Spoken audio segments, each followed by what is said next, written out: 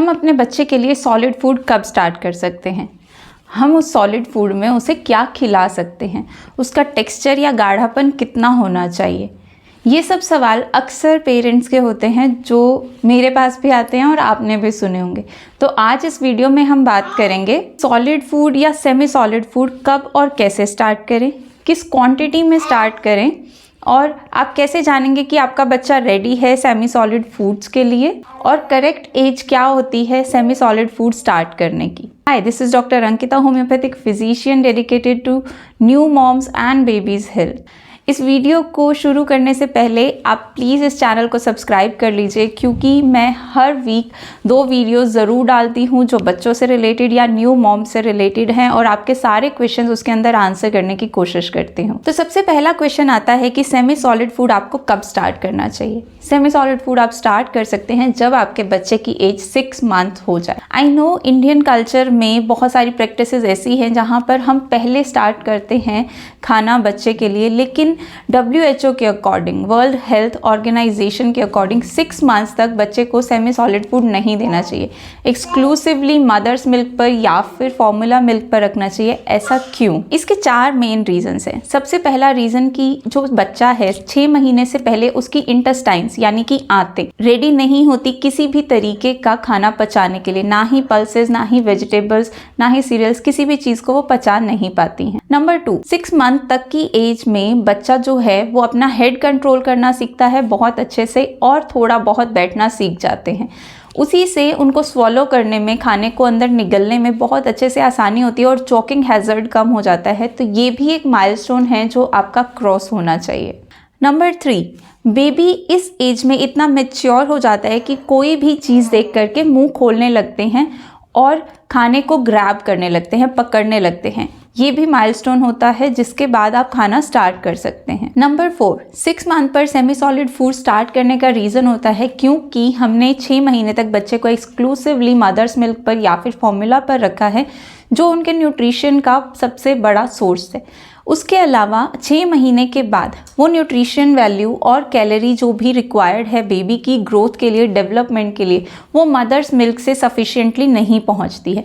ऐसा मैंने अपनी पिछली वीडियो में भी बताया है कि एक्सक्लूसिव ब्रेस्ट फीड अगर आप रखते हैं तो वो बहुत ही अच्छा रिजल्ट करती है बच्चे की ग्रोथ में। लेकिन यहाँ पर 6 महीने के बाद जो कैलोरी का सोर्स है वो आपको कॉम्प्लीमेंट्री फीडिंग स्टार्ट करनी पड़ेगी। जो कैलोरीज हैं वो मेनली मदर्स मिल्क से ही मिलेंगी, लेकिन जो सेमी सॉलिड फूड है बाकी की एनर्जी, न्यूट्रिएंट्स उससे मिलेंगे, जिससे उसकी ग्रोथ बेटर होगी। अब एक इम्पॉर्टेंट चीज़ जो आपको जाननी चाहिए वो है कि 2 साल तक जो बच्चा है वो जो भी अपनी हाइट अटेन करता है उसका जो है डबल ही वो बच्चा अपनी पूरी लाइफ में ग्रो करता है हाइट वाइज। तो 2 साल तक उसे हर न्यूट्रिशन की, हर कैल्शियम की ज़रूरत है जो भी हम दे सकते हैं उसे। तो आप ये नोटिस करिए कि 2 साल तक की ग्रोथ कितनी इंपॉर्टेंट है, क्योंकि उससे डबल ही जो बच्चे की हाइट है वो अल्टीमेटली होगी इन लाइफ टाइम। तो न्यूट्रिशन पॉइंट ऑफ व्यू से और ग्रोथ पॉइंट ऑफ व्यू से आपको 6 मंथ पर सेमी सॉलिड स्टार्ट कर देना चाहिए। तो अगर आप वर्किंग हैं या फिर किसी भी कंडीशन की वजह से आप 6 महीने से पहले सेमी सॉलिड फूड इंट्रोड्यूस करना चाह रहे हैं तो उसके लिए पीडियाट्रिशियन से ज़रूर मिल लीजिए। अब बात करते हैं कि फूड आइटम्स कौन कौन से आप इंट्रोड्यूस कर सकते हैं 6 to 8 मंथ्स के बेबीज़ के लिए। जो भी सेमी सॉलिड आप स्टार्ट कर रहे हैं उस खाने को 6 से 8 महीने के ग्रोथ टाइम पर हम डिवाइड करते हैं 3 पार्ट्स में। सबसे पहला आता है सीरियल। सीरियल के अंदर आप दाल, चावल, रागी, दलिया, सूजी, ये सब चीज़ें इंट्रोड्यूस कर सकते हैं। आपको इनको अच्छे से पका कर ही बेबी को देना है। सेकेंड पार्ट आता है वेजिटेबल्स। वेजिटेबल्स में आप इंट्रोड्यूस करते हैं बॉटल गार्ड और ब्रोकली, गोभी और उसके साथ में आलू, ये सब चीज़ें आप इंट्रोड्यूस कर सकते हैं। और नंबर 3, फ्रूट्स के पार्ट के अंदर आप उसके अंदर ले सकते हैं कुछ भी जो भी मुशी फ्रूट्स होते हैं, यानी जिन्हें आप दबा करके या तो रस निकाल सकते हैं या बहुत अच्छे से वो दब सकते हैं, जैसे कि पियर। तो अगर पियर जो है वो दब रहा है, नरम है, मीठा है तो आप ले सकते हैं, अदरवाइज़ नहीं। उसके साथ में एप्पल हो गया, मैंगो हो गया, बनाना है, स्ट्रॉबेरी, कीवी, ये सब चीज़ें आप खिला सकते हैं बच्चे को। इन सब चीज़ों को आपको प्यूरी फॉर्म में ही देना है स्टार्टिंग में। स्टार्ट आपको प्यूरी से करना है, उसके बाद आप फिंगर फूड इंट्रोड्यूस कर सकते हैं। फिंगर फूड क्या है, अगर आप जानते हैं तो भी कमेंट बॉक्स में मुझे बताइए, और अगर आप नहीं जानते हैं then I will answer you, तो भी आप कमेंट बॉक्स में मुझसे पूछ सकते हैं। 1 और 2 वीक तक आपको सिंगल फूड को ही इंट्रोड्यूस करना है, यानी कि सिंगल फूड मतलब ऐसा नहीं कि 2 हफ्ते तक सेम खाना खिलाते रहिए, बट अगर आप कोई भी चीज़ खिला रहे हैं तो उसको आपको सिंगल फॉर्म में यूज़ करना है। यानी अगर आप मैंगो खिला रहे हैं तो सिर्फ मैंगो यूज़ कीजिए, अगर आप बनाना खिला रहे हैं तो सिर्फ बनाना दीजिए, या फिर अगर आप चावल दे रहे हैं उसको ग्राइंड करके प्यूरी बना के तो सिर्फ चावल दीजिए।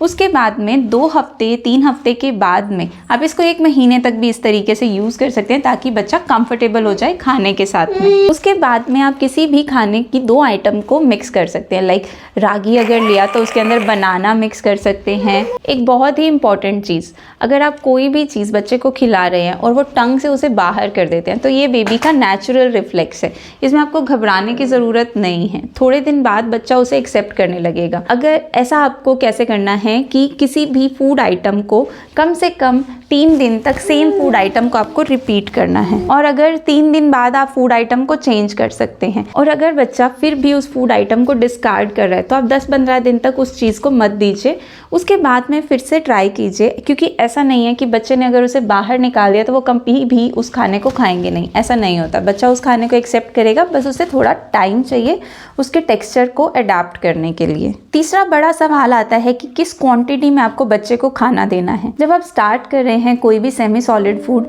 तो उसकी क्वांटिटी 2 से 3 टेबलस्पून होनी चाहिए। 1 टेबलस्पून की क्वांटिटी 15 ml होती है तो 45 ml तक एनफ रहेगा किसी भी बच्चे के लिए। उसके बाद में धीरे धीरे से उस क्वांटिटी को बढ़ा सकते हैं और आधी कटोरी तक बच्चा खाना कोई भी सेमी सॉलिड फूड एक्सेप्ट कर सकता है कुछ वक्त के बाद में। आप बच्चे का खाना, उसका टेक्सचर क्या देना है वो मैंने चार्ट में आपको दिखा दिया है, उसके हिसाब से आप टेक्सचर, क्वांटिटी और फ्रीक्वेंसी सिलेक्ट कर सकते हैं बच्चे के खाने के लिए।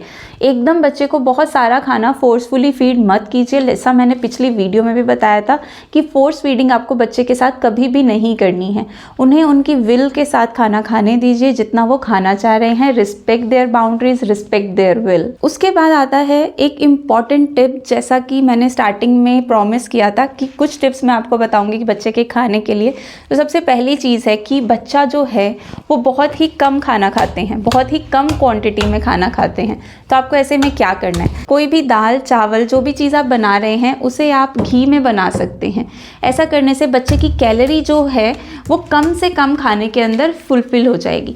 बहुत ज़्यादा घी नहीं डालना है, आधा से 1 चम्मच, छोटा चम्मच जो होता है वो आपको घी का यूज़ करना है, उसमें ही बच्चे के लिए एनफ रहेगा कैलोरीज। टिप नंबर 2, आप प्रोटीन कैसे इंट्रोड्यूस करेंगे। अगर आप नॉन वेजिटेरियन हैं तो आप एग योक से स्टार्ट कर सकते हैं। जो अंडे का पीला हिस्सा है उसे आप बच्चे को मैश करके दे सकते हैं, दाल में, चावल में, जो भी चीज़ में कंफर्टेबल हो। धीरे धीरे एग वाइट भी स्टार्ट कर सकते हैं, लेकिन उसके अंदर आपको ध्यान रखना है कि एग पूरी तरह से बॉइल्ड हो। बच्चे को कच्चा अंडा या फिर हाफ बॉइल्ड कभी भी नहीं देना है। और अगर आप वेजिटेरियन हैं तो पल्सेस, पनीर, थोड़ी सी क्वांटिटी में दही, ये सब चीज़ें आप स्टार्ट कर सकते हैं। उससे बच्चे का प्रोटीन बहुत अच्छे से पूरा हो जाएगा। जो नट्स पाउडर है वो प्रोटीन का बहुत अच्छा सोर्स रहता है और एनर्जी का भी। उसके लिए आपको क्या करना है कि नट्स का पाउडर बना के रखना है। जो बादाम हैं, काजू हैं, उन सब चीज़ों को पीस कर रखना है। उसे आप दाल में, सीरियल में, किसी भी चीज़ में डाल के दे सकते हैं। टिप नंबर 3, अब बात करते हैं कि ऐसा कौन कौन सा खाना है जो आपको बच्चे को बिल्कुल नहीं देना 1 साल तक। नंबर 1, हनी। हम देखते हैं कि बच्चे को घुट्टी जब पिलाते हैं तो सीधा हनी दे देते हैं। ऐसा आपको नहीं करना है। क्यों? हनी बहुत अच्छी चीज़ है, लेकिन हनी एक डिज़ीज़ कॉज करती है जिसे बोलते हैं बॉटुलिज्म, और बॉटुलिज्म बहुत ही खतरनाक बीमारी है। अगर आप चाहेंगे तो मैं डिस्क्रिप्शन में उसका लिंक दे दूँगी।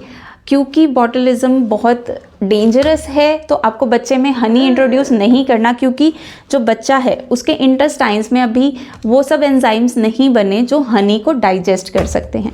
नंबर 2, काऊ मिल्क, बफेलो मिल्क आपको बच्चे को नहीं देना। या तो मदर्स मिल्क देना है या फिर फॉर्मूला मिल्क देना है। काउज मिल्क क्यों नहीं देना? नंबर 1, एक तो उसके अंदर जो भी कैल्शियम होता है उसकी क्वांटिटी इतनी ज़्यादा होती है कि हमारे बच्चे को नहीं चाहिए होती, और उससे अल्टीमेटली आयरन डेफिशिएंसी, एनीमिया होता है। नंबर 2, 2, कुछ बच्चों को एलर्जी भी हो सकती है दूध से, तो आपको अभी नहीं देना है दूध। नंबर 3, इंटेस्टाइन्स अभी रेडी नहीं है गाय के दूध को पचाने के लिए या भैंस के दूध को पचाने के लिए, और फिर भी अगर आप देना ही चाहते हैं गाय का दूध तो आप उसको किसी भी सीरियल में डाल करके, दलिए में डाल करके इस तरीके से दे सकते हैं, उसकी डिश बना करके। लेकिन डायरेक्ट अगर आप पीने को दे रहे हैं बच्चे को तो वो आपको नहीं करना है। इसके अलावा नमक और चीनी इज़ अ बिग नो, ये आपको बच्चे को बिल्कुल नहीं देना है। So this is it from my side. अगर आपको वीडियो अच्छा लगा है तो लाइक और शेयर कर दीजिएगा और चैनल को सब्सक्राइब ज़रूर कर लीजिए, क्योंकि मैं हर वीक 2 वीडियो डालती हूँ और बहुत मेहनत से।